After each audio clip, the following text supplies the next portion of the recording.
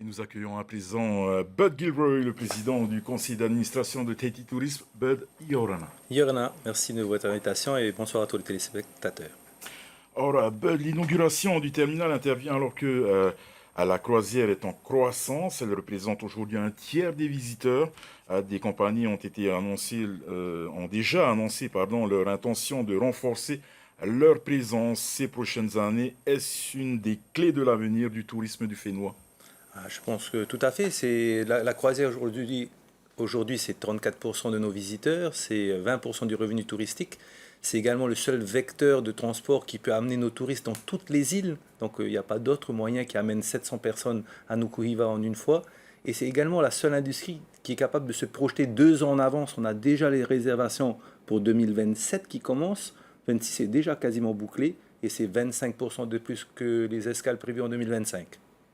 À votre avis, la mise en service de ce terminal est-elle de nature à booster un peu plus encore la croisière? Alors, tout d'abord, le projet avait été initié sous le précédent gouvernement, a fini maintenant. Je rappelle qu'il a été financé à 100% par le port et je remercie justement les équipes du port autonome et notamment son directeur général pour leur persévérance quand même.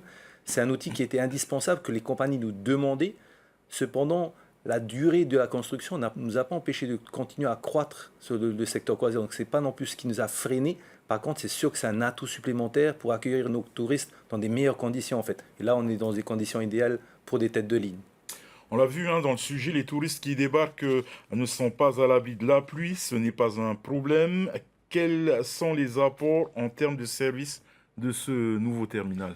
Alors, ce que l'on ne voit pas, c'est la partie opérationnelle sur laquelle nous, on travaille beaucoup. C'est-à-dire sur le quai, aujourd'hui, vous aviez tout le monde qui était sur le quai, qui circulait sur le quai. Aujourd'hui, avec un terminal croisière, on a la place pour 6 bus, 10 taxis, 8 minibus, voire des 4x4. Donc, on a toute cette concentration de gens qui se met à un seul endroit, avec l'artisanat également qui est là.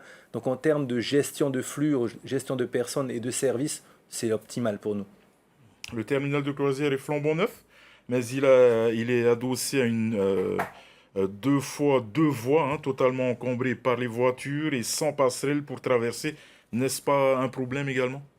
Alors, moi, j'ai tendance à plus regarder les solutions que l'on nous propose à l'heure actuelle et travailler vers ce qu'on peut faire demain. Aujourd'hui, on a un terminal, on en est content. Est-ce que c'est parfait? Non, il y a toujours des choses à parfaire. Cependant, comme a précisé le ministre, les feux de circulation ont été améliorés. Donc, on va voir avec le flux passager qui va partir du terminal. Avant, c'était un peu disparate, ça partait complètement à gauche ou complètement à droite. Aujourd'hui, on est plus centralisé. C'est un endroit clé pour que les gens sachent où aller, en fait. Au-delà de la belle vitrine que représente le front de mer, le centre-ville de Papeete avec son manque d'harmonie urbaine, n'est-il pas déroutant pour nos visiteurs?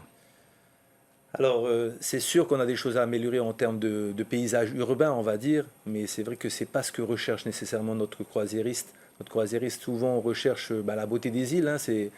On a tendance à regarder que au niveau de nos yeux. Le croisiériste va regarder peut-être plus au niveau de Aoré, il va voir la belle montagne. C'est ce que disait la touriste là récemment, qui a l'air d'une petite fille qui vient de découvrir nos îles. Il voit le paysage, donc il voit plus loin que le paysage urbain. C'est sûr que de pouvoir modifier ce paysage urbain va améliorer notre relation avec le client et l'image qui est perçue par nos clients. Les croisiéristes séjournent souvent en hôtel à Tahiti avant et après leur croisière, mais il manque des chambres. Est-ce que les hôtels de moyenne gamme 2 ou 3 étoiles qui voient le jour dans le centre-ville sont une bouffée d'oxygène? Est-ce que cette nouvelle offre correspond aux attentes des croisiéristes ou pas? Alors, tout à fait, avoir plus d'hôtels, ça nous aide beaucoup. Il faut savoir qu'une tête de ligne, c'est-à-dire les gens qui embarquent et débarquent en Polynésie, donc qui vont utiliser ce terminal, arrivent souvent quelques jours avant ou restent quelques jours après. Donc c'est sûr qu'on manque de nuitées touristiques, il manque des clés. C'est pour ça qu'aujourd'hui, avoir des nouveaux hôtels, c'est essentiel pour nous. Et avoir des hôtels de différentes gammes également. On a des croisiéristes qui payent presque 100 000 francs par jour par personne sur le bateau. Donc je vous laisse imaginer, eux, ils s'attendent à avoir du 5 étoiles.